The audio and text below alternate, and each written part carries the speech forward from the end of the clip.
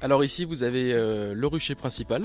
C'est un rucher qui est dédié à la production d'essaims et à l'élevage de rennes. J'en vends en local ici, et puis après il y a un magasin à Lyon, Miel et Plus, et ainsi que la boulangerie Maison Champeau, qui est située Courviton dans le 3e, dans lequel je suis en dépôt-vente. D'accord. Donc vous Ok. pouvez retrouver mes miels un peu partout, surtout sur Lyon, quoi.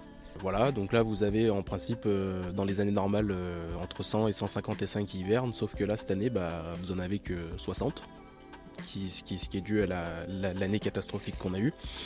Alors ici vous avez tout ce qui est bois d'acacia qui est derrière, vous avez des grands bois d'acacia, et puis après vu que je suis un peu dans une zone d'agriculture, donc vous avez sous le vent du colza, donc c'est ce qui me permet de faire mes récoltes de printemps et de nourrir mes essaims au printemps. Il y a quasiment un tiers en moins de ce qu'il devrait y avoir d'habitude. Et en fait, c'est exactement pareil que la production de miel. La production de miel, cette année, c'est quasiment 70% de récolte en moins, quoi. Le miel, il n'y en a pas. Et de toute manière, il va y avoir une pénurie de miel.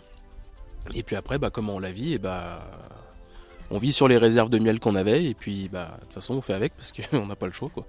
Donc là, elles sont toutes prêtes pour l'hivernage. J'ai déjà commencé à poser des pains de candy parce que les réserves étaient complètement... c'est pas plus simple que ça, c'est 60% de chiffre d'affaires en moins. Donc ça veut dire des investissements qui étaient prévus qui vont être reportés dans 2 ans ou 3 ans en fonction de comment la saison 2022 va être.